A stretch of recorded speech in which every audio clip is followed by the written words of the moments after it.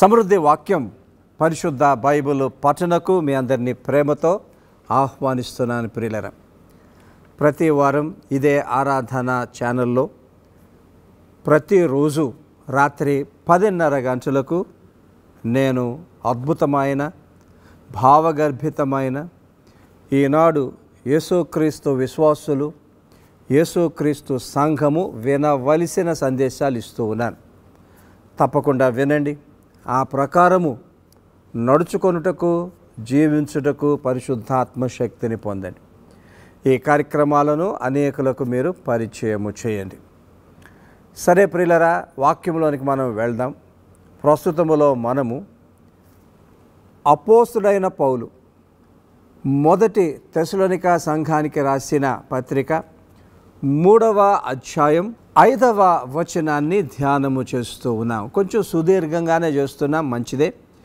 ఎందుకంటే వాక్యము ధ్యానించినప్పుడు అందులో ఒక్క వచనములో నుండే ఎన్నో సత్యాలు ఊరుతూ ఉంటాయి. అవన్నీ కూడా కాంటెక్స్ట్ని బట్టి మంచి ఎక్సెజెసిస్తో నేను మీకు అందిస్తూ ఉన్నాను. ఆ 5వ వచనం మళ్ళా చదువుతున్నాను, దయచేసి వినండి. ఇందుచేత నేనును ఇకను సహింపజాలక శోధకుడు మిమ్మను ఒకవేళ శోధించునేమో అనియు మా ప్రయాసము వ్యర్థమైపోయేనేమో అనియు మీ విశ్వాసమును తెలుసుకొనవలనని అతన్ని పంపితిమి. ఈ వచనాలను పౌలు తెస్సలోనిక విశ్వాసులకు రాస్తూ ఉన్నాడు. ఓ తెస్సలోనిక విశ్వాసులారా, శోధకుడు అంటే సైతాను మిమ్మల్ని శోధించడానికి రకరకాలుగా ప్రయత్నము చేస్తాడు. అయితే ఆ శోధనలకు మీరు గురి కాకుండా మీ విశ్వాసం అంటే మీ రక్షణ స్థిరంగా ఉండులాగున ఆ రక్షణలో ఆ విశ్వాసములో మిమ్మును స్థిరపరచుటకు నేను తిమోతిని పంపితిని. శోధకుడు మిమ్మును శోధించునేమో కాంటెక్స్ట్ ఏంటి? గతంలో చెప్పాను, మళ్ళా జస్ట్ టచ్ చేస్తాను ప్రియులరా. సైతాను విశ్వాసులకు శ్రమలు కలిగించి వారి రక్షణ దొంగిలిస్తాడు. మరి కొంతమంది క్రీస్తు సంఘములోనే యేసు క్రీస్తును బట్టి ఆయనిచ్చే రక్షణను బట్టి ఆయన కొరకు జీవించే సాక్ష్యాన్ని బట్టి శ్రమలు కష్టాలు ఇబ్బందులు వస్తే ఆ సైతాను శోధనకు గురి అయి యేసు క్రీస్తునే విడిచిపెట్టి మరల లోకములోనికి కలిసిపోయారు. దీన్ని అపాస్టసీ అంటాం, విశ్వాస భ్రష్టత్వం. అంటే ఆ శ్రమల కారణంగా యేసు క్రీస్తునే వారి జీవితాల నుండి తరిమివేయుట, బహిష్కరించుట.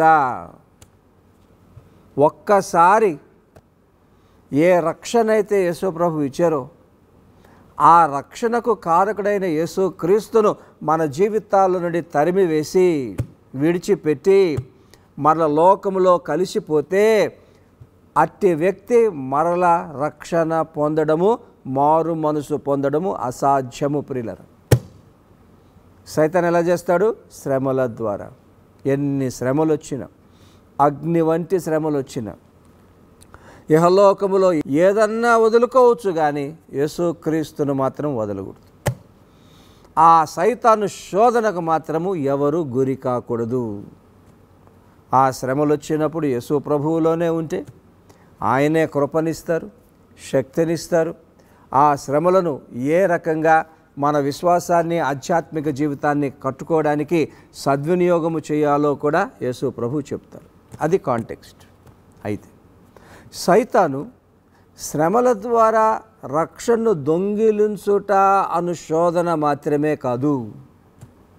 రక్షణ జీవితంలో సైతాను రకరకాలుగా శోధిస్తాడు. మరి వాటిలో ఒక 3 అప్పుడే మీకు నేను చెప్పేశాను. 1, రక్షణ పొందిన మనం ఇహలోకములో సమృద్ధిగా, శాంతికరంగా, సంతోషంగా, సంతృప్తికరంగా జీవించాలంటే ఈ లోక సంబంధమైన డబ్బు వస్తువులతో మాత్రమే అని సైతాను శోధిస్తాడు. నెవర్. ఈ లోక సంబంధమైనవన్నీ కూడా మనకు జీవితంలో కొన్ని సౌకర్యాలు ఇస్తాయి. అంతేకాకుండా ఈ ఆహారము అన్నది, రొట్టె అన్నది మన శరీరాలను జీవింపచేస్తుంది అంత మట్టుకే. కానీ చక్కని జీవితాలు, అబండెంట్ లైఫ్, సమృద్ధి జీవం, శాంతి, సుఖము, సంతోషము, సంతృప్తి ఇవన్నీ రావాలంటే దేవుని నోటి నుండి వచ్చు ప్రతి మాట వలన. బైబిల్ అంతా దేవుని మాటే, తుది మాట యేసుక్రీస్తు. ఆ యేసుక్రీస్తు మాట వలన ఇహలోకములో సమృద్ధి జీవము, పరలోకములో నిత్య జీవం. ఇంకోటి చూసాం, సైతాన్ వచ్చి దేవుణ్ణి పరీక్షించమని శోధిస్తాడు. అది ఎన్నడూ కూడా యెహోవా దేవుణ్ణి కానీ యేసుక్రీస్తును కానీ మనం ఎన్నడూ పరీక్షించరాదు, నమ్ముకోవాలి. ఇంకోటి చూసేసాం, అదేంటి, సైతాను ఈ లోకములో ఉన్న ఐశ్వర్యాన్ని అంతా చూపించి, నాకు యేసు ప్రభువా నీవు లొంగితే, నాకు నీవు నమస్కారం చేస్తే ఇవన్నీ నీకు ఇస్తాను. అది ఇంకో పెద్ద శోధన. రక్షణ జీవితంలో ప్రియులరా, భయంకరమైన శోధన ఏంటో తెలుసా? యేసుక్రీస్తునకు అంకితము కాకుండా లోకములో ఉన్న వాటికి అంకితమై వాటి కొరకే జీవించుట. ఆ శోధనలో రక్షణ పొందిన మనం ఎప్పుడు పడరాదు. మరి ఈ సందేశంలో సైతాను పెట్టే మరొక శోధన మీకు నేను చూపిస్తాను. ఇది మన లిస్టులో సైతాను పెట్టే 5వ శోధన అవుతుంది ప్రియులారా. ఏంటిది? సైతాను దేవుని సేవకులు మన హృదయాల్లో విత్తే విత్తనాన్ని, వాక్యాన్ని ఎత్తుకొని పోతాడు. చూడండి, యేసు ప్రభు మాటలే చదువుతున్నాను. మత్తయి సువార్త 13వ అధ్యాయం 18, 19 వచనాలు. విత్తువాని గూర్చిన ఉపమాన భావము వినుడి. ఎవడైనను రాజ్యమును గూర్చిన వాక్యము వినియు గ్రహింపక ఉండగా దుష్టుడు వచ్చి వాని హృదయములో విత్తబడిన దానిని ఎత్తుకొని పోవును. ఇక్కడ ఒక లోతైన మాట ప్రసంగికులకు, పాస్టర్లకు నేను చెప్తున్నాను, చాలా జాగ్రత్తగా వినాలి దయచేసి. యేసు ప్రభు బోధకులుగా, పాస్టర్లుగా మన సంఘాల్లో మీరు నేను ఏ వాక్కును విత్తాలి, ఏ వాక్యాన్ని బోధించాలి? బైబిల్ అంతానా? నో. Read the text. ఆ 19వ వచనం మళ్ళా చదువుతున్నాను ప్రియులారా, చాలా జాగ్రత్తగా మీరు వినాలి. ఎవడైనను రాజ్యమును గూర్చిన వాక్యము వినియో. దేవుని సేవకులమైన మనము రక్షణ పొందిన హృదయాల్లోనికి ఏ వాక్యము విత్తాలి? రాజ్యమును గూర్చిన వాక్యము. బైబిల్ అంతా కాదు, పాత నిబంధన కథలు అంతకన్నా కాదు. Priority, first priority. ఈ రోజుల్లో రాజ్యమును గూర్చిన వాక్యము ఎంతమంది బోధకులు బోధిస్తున్నారో ఒకసారి ప్రశ్నించుకోవాలి. పాత నిబంధన స్టోరీస్ చెప్పేవాళ్ళు ఎక్కువైపోయారు టీవీలో కూడా. నేను ఎప్పుడు పెట్టినా పాత నిబంధనే వస్తుంది, మన కొత్త నిబంధన రావటంలా. రాజ్యమును గూర్చిన వాక్కు రావటంలే. తెలుసుకోవాలండి. గతంలో ఎవరు అలా చేశారు, నేను ఇలా చేసేస్తానంటే ఎలాగవుతుంది చెప్పండి?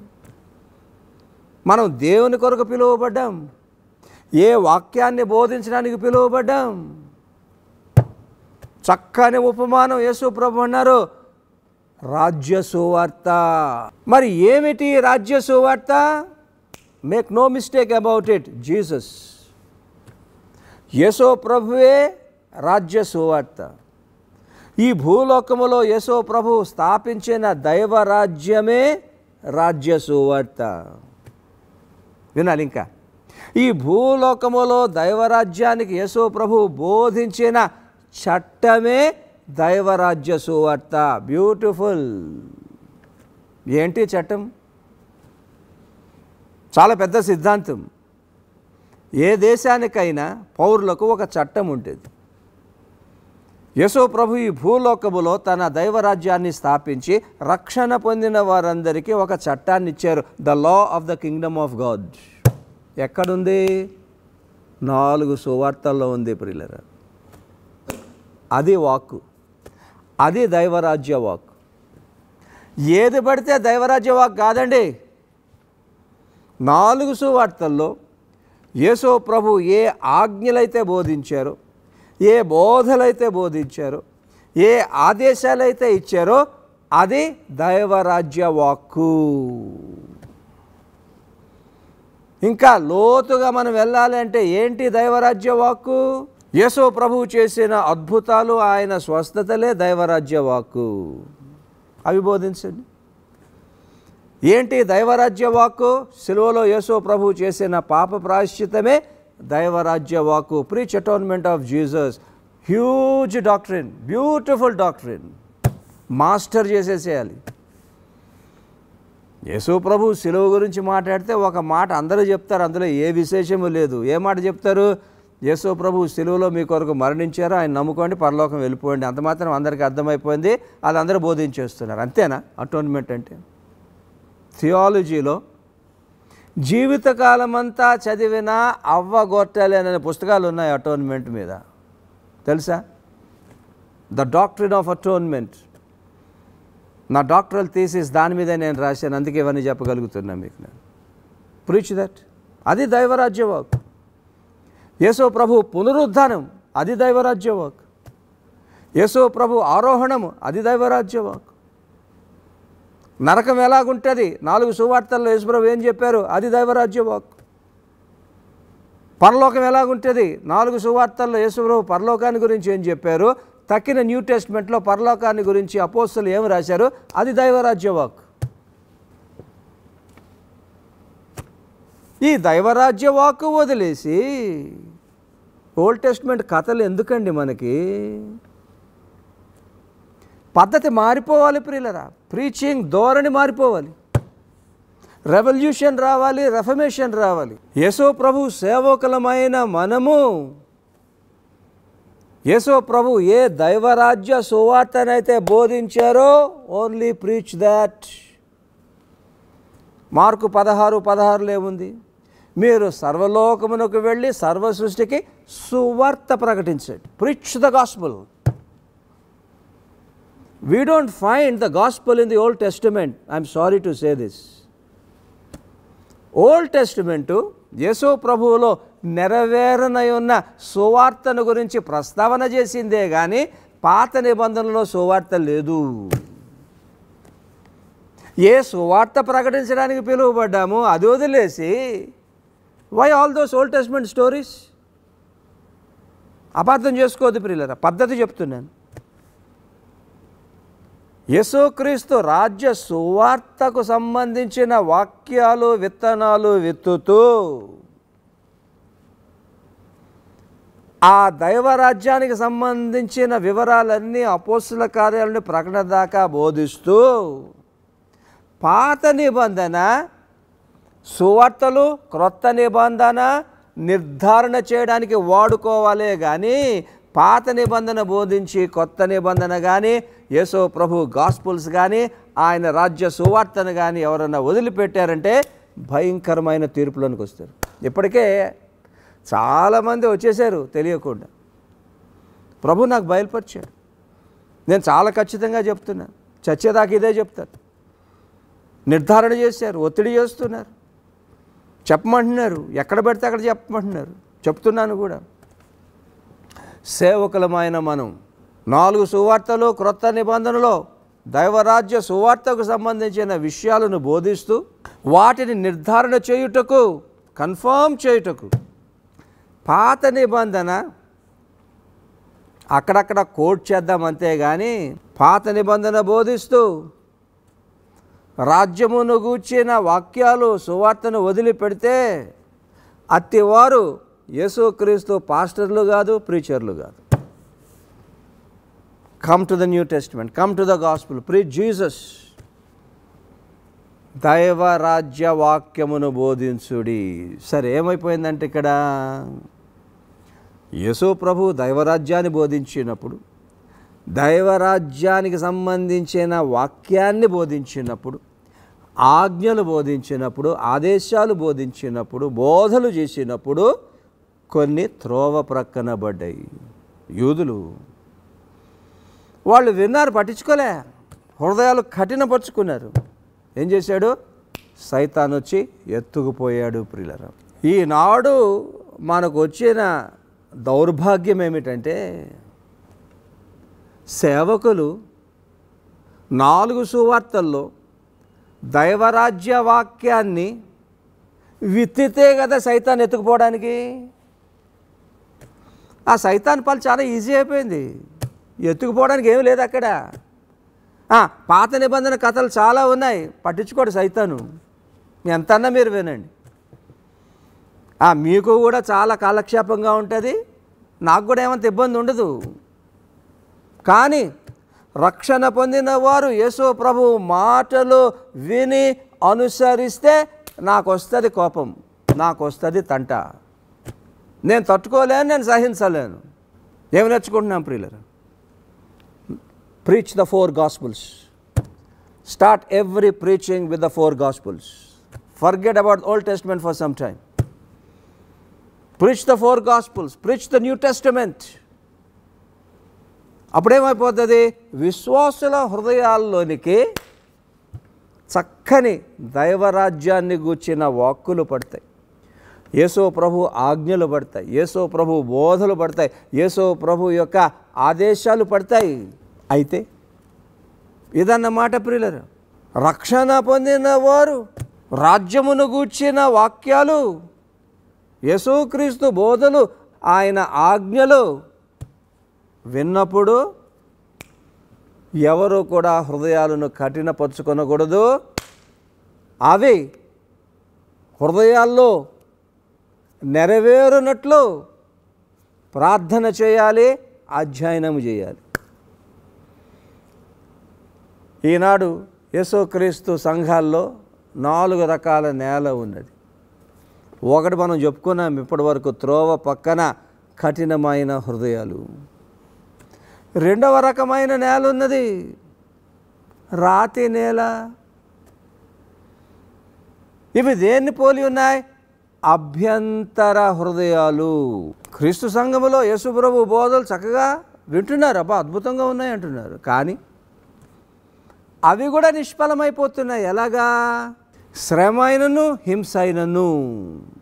అమ్మో, యేసు ప్రభువుని వెంబడిస్తే, ఆయన బోధలు అనుసరిస్తే ఎక్కడ చూసినా నాకు శ్రమలే, ఆఫీసులో శ్రమలే, ఇంట్లో శ్రమలే, బయట శ్రమలే. యేసు ప్రభు అనుసరిస్తే ఎందుకని శ్రమలు నాకు? ఆయన వదిలేస్తే పోలే. అభ్యంతర హృదయాలు. అక్కడ కూడా దైవరాజ్య వాక్కు ఫలించడం లేదు, నిష్ఫలమైపోతున్నది. చాలా జాగ్రత్త. మూడవ రకమైన నేల ఉంది ప్రియులరా, ముళ్ళ పొద. అక్కడ కూడా వాక్యం పడ్డది, కానీ ఆ దైవరాజ్య వాక్కు అంటే సువార్త, యేసు ప్రభు ఆజ్ఞలు, ఆయన బోధలు, 4 సువార్తల్లో ఆయన చెప్పినవన్నీ కూడా కొంతమంది హృదయాల్లో పడ్డాయి. అయితే అక్కడ కూడా యేసు ప్రభు మాటలు ఫలించలేదు. 2 కారణాలు చెప్తున్నారు యేసు ప్రభు అక్కడ. ఐహిక విచారము, ధనమోసం. చర్చెస్లో ఉన్నవారు ఎంతమందికి ఐహిక విచారం అంటే ఎప్పుడూ లోకమే, ఎప్పుడూ ఉద్యోగమే, ఎప్పుడూ సంసారమే, ఎప్పుడూ పిల్లలే. ఐహిక విచారం. ఆ విచారంలో పడిపోయి యేసు ప్రభు మాటలను వారి జీవితాల్లో ఫలింపనివ్వడము లేదు. ముళ్ళ పొదలు, నిష్ఫలం. ఇక్కడ నిష్ఫలం అంటే అర్థం ఏంటండి? యేసు ప్రభు మాటలు ఫలించడం లేదు గనక అసలు రక్షణ లేదు. రక్షణ వచ్చినా ఈ హింసలు, శ్రమలు, ఐహిక విచారం, ధనమోసం అణిచేస్తుంది, చంపేసింది కంప్లీట్గా. ధనమోసం. డబ్బు ఎలా సంపాదించాలి, డబ్బు ఎలా సంపాదించాలి. ఇంకో మాట చెప్పిన ప్రియుల, రక్షణ పొందిన వారు సహితం, కొంతమంది సేవకులు సహితం డబ్బు ఎలా సంపాదించాలి, అక్రమ మార్గాల్లోనికి వెళ్ళి యేసు ప్రభు వాక్కు, దైవరాజ్య వాక్కు వారిలో ఫలింపనివ్వకుండా దాన్ని చంపేస్తున్నారు కనుక రక్షణ కూడా కొట్టుకుపోయింది. Make no mistake about it. లంచాలు తీసుకున్నా, మోసం చేసిన, దేవుని డబ్బు తినేసిన, దేవుని డబ్బు కోట్లు కోట్లుగా నల్ల డబ్బుగా దాచిన, నో సాల్వేషన్, అణిచేసింది, గాన్. ఆషామాషి అనుకుంటున్నారా రక్షణ అంటే? ఎంత జాగ్రత్తగా ఉండాలి, ఎంత నిష్టగా ఉండాలి. ఇవన్నీ సైతాను శోధనలు కావా ప్రియులరా?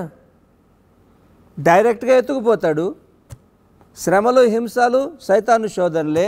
ఐహిక విచారం, ధనమోసం సైతాను శోధనే. దైవరాజ్య వాక్కు ఒకవైపు రక్షణ, రక్షణలో అనుసరించవలసిన యేసు ప్రభు మాటలు కంప్లీట్గా సర్వనాశనము చేసేస్తే, అణిచివేసేస్తే, ఎండిపోయేటట్టు చేస్తే అట్టి వారికి రక్షణ లేదు, రక్షణలోని ఆశీర్వాదాలు లేవు, పరలోకములో నిత్య జీవం కూడా లేదు. ఎంత జాగ్రత్తగా ఉండాలి. సైతాను విత్తబడిన వాక్యాన్ని ఎత్తుకొని పోకుండా ఉండాలంటే మనకు కావాల్సింది 4వ నేల, మంచి నేల. చాలా అద్భుతమైన ఉపమానం అండి. పఠిస్తే అద్భుతమైన సత్యాలు వస్తాయి.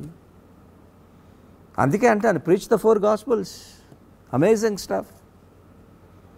Forget about old testament for a while, preach new testament, preach the gospels. ఈ మంచి నేలలో దైవరాజ్య వాక్యం, యేసు ప్రభు మాటలు, ఆయన ఆజ్ఞలు, దైవరాజ్య సంబంధించిన చట్టము పడినప్పుడు వారు ఎందుకు ఫలించారు? మంచి నేలకున్న ఒక చక్కని లక్షణమేమిటి? చదువుతున్నది వినండి ప్రియులారా. 23వ వచనం, మంచి నేలను విత్తబడిన వాడు వాక్యమును విని గ్రహించువాడు. అట్టివారు సఫలులై ఒకడు 100దంతులుగాను, ఒకడు 60దంతులుగాను, ఒకడు 30దంతులుగాను ఫలించెను.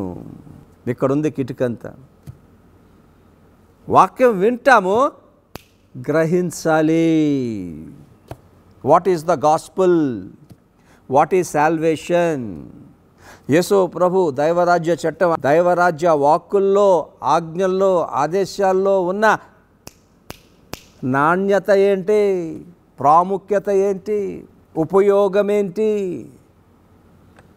ఈ లోకములో ఎలా మనకు పనికొస్తాయి? అవి అనుసరిస్తే ఈ లోకములో మనకు సమృద్ధి జీవాన్ని ఎలాగిస్తాయి? గ్రహించువారు ఏం చేస్తారు? ఆ వాక్యము, ఆ రక్షణ యొక్క నాణ్యత, ప్రాధాన్యత, ఇహలోకములో దీవించే వాక్యమని గ్రహించి సైతాను ఆ మాటలు ఎత్తుకొని పోకుండా జాగ్రత్త పడతారు. అవి వారి జీవితాల్లో ఫలించినట్లు అభ్యాసము చేస్తారు. ఫలించడం అంటే ఏంటండి? అనుసరించడం, ఫాలో ఇట్. యేసు ప్రభు రాజ్యవాక్కు, ఆయన ఆజ్ఞలు, ఆయన ఆదేశాలు 4 సువార్తల్లో ఉన్నాయి. మత్తయి 5:6, ఇంకా తక్కిన 4 సువార్తల్లో అద్భుతమైన యేసుప్రభు బోధలు ఉన్నాయి. Follow it. ఒక్కొక్క ఆజ్ఞలో, ఒక్కొక్క ఆదేశములో, ఒక్కొక్క ధన్యతలో ఉన్న ఆ ప్రాముఖ్యతను ఎప్పుడైతే గ్రహిస్తామో, దాని ద్వారా వచ్చే ఆశీర్వాదాలు ఎప్పుడైతే గ్రహిస్తామో, ఆటోమేటిక్గా యూ విల్ ఫాలో. దేవుని సేవకులు, పాస్టర్లు రాజ్యమును గూర్చిన వాక్యాలు బోధించండి, యేసు క్రీస్తును బోధించండి, యేసు క్రీస్తు స్థాపించిన దైవ రాజ్యాన్ని బోధించండి. ఆ దైవరాజ్యములో యేసు ప్రభు సెలవిచ్చిన ఆజ్ఞలు, దైవరాజ్య చట్టాన్ని బోధించండి. 4 సువార్తల్లో ఏ వాక్యాన్ని అయితే యేసు ప్రభు బోధించారో ఆ వాక్యం అంతా బోధించండి. నంబర్ 2, రక్షణ పొందిన మనము ఆ వాక్యాన్ని సైతాను ఎత్తుకొని పోకుండా అర్థము చేసుకొని అనుసరిస్తే ఈ భూలోకములోనే best life in spite of all the problems. Best life అంటే 100కి 100 పాళ్ళు అంతా సమృద్ధి జీవం అని కాదు. సమృద్ధి జీవం అంటే శ్రమల్లో, కష్టాల్లో, ఇబ్బందుల్లో, ఇరకాటాల్లో, బంధకాల్లో సహితము సమృద్ధివంతంగా బ్రతకడం. maximum optimal good life through Jesus, his gospel and his teachings, and all that Jesus had taught in the 4 gospels. గ్రహించి చక్కగా చెప్తారు యేసు ప్రభు. కొంతమంది 100% ఆ వాక్యాలు నెరవేరాయి. Beautiful life, super life. ఇక్కడే ఆ తర్వాత పరలోకంలో. కొంతమంది 60%, వీళ్ళు ఇంకా తంటాలు పడుతున్నారు. కొంతమంది 30%, కనీసం 30% అన్నా యేసుప్రభు వాక్యాలు ఫలిస్తున్నాయి అక్కడ. ఇంకా రాను దినాల్లో ఇంకా ఫలిస్తాయి. ఏమి నేర్చుకుంటున్నాం ప్రియులరా? శోధకుడు వచ్చి మిమ్మల్ని శోధించునేమో. Don't let him tempt in such a way that he steals the beautiful word of the kingdom of God. రాజ్యమును గూర్చిన వాక్కును సైతాను దొంగిలించకుండా దాన్ని గ్రహించి అనుసరిస్తే ఇహలోకములో బెస్ట్ లైఫ్, పరలోకములో ఇంకా బెస్ట్ లైఫ్, నిత్య జీవం. సమయం అయిపోయింది ప్రియులరా, ప్రార్థన చేసుకుందాం. సర్వశక్తి గల మా పరలోకపు తండ్రి, మా రక్షక యేసయ్య, పరిశుద్ధాత్మ యెహోవా దేవ, సమృద్ధి వాక్యములో ఈనాడు క్రీస్తు సంఘం, యేసుక్రీస్తు విశ్వాసులు, యేసుక్రీస్తు సేవకులు వినవలసిన వాక్యాన్ని బోధిస్తున్నావు. నీకు స్తోత్రాలు. నేను సేవకులమైన మేము యేసయ్యా, నీ రాజ్య వాక్యమును బోధించుటకు మా మనోనేత్రాలు తెరవండి. నీ రాజ్య వాక్యములు తప్ప ఇంకా ఏది బోధించకుండా మాకొక నిశ్చయత కలిగించండి. చివరిలోనైనా నీ సంఘములోనైనను, నీ విశ్వాసులైనను, సేవకులమైన మాలోనైనా నువ్వు చూసేది నీ రాజ్యమును గూర్చిన వాక్యము ఎంత మట్టుకు నెరవేరిందో నువ్వు చూస్తావయ్యా. ఆ వాక్యము మా హృదయాల్లో విత్తబడుటకు, ఆ వాక్యాన్ని సైతాను ఎత్తుకొని పోకుండుటకు, ఆ వాక్యాన్ని గ్రహించి అనుసరించి ఇహలోకములో చక్కని జీవితాలు, పరలోకములో నిత్య జీవాన్ని కూడా స్వతంత్రించుటకు సహాయం చేసి ఆశీర్వదించమని, విన్నవారందరినైనా శారీరకంగా, మానసికంగా, ఆధ్యాత్మికంగా ఆశీర్వదించండి, స్వస్థపరచండి. వారి ప్రార్థనలు ఆలకించండి. వారి కష్టాల నుండి, ఇబ్బందుల నుండి వారిని విడిపించండి. శోధన నుండి తప్పించండి. వారిని, వారి కుటుంబాలను సమృద్ధిగా అన్ని రంగాల్లో ఆశీర్వదించమని యేసు ప్రభు నామములో ప్రార్థన చేస్తున్నాం తండ్రి. ఆమేన్.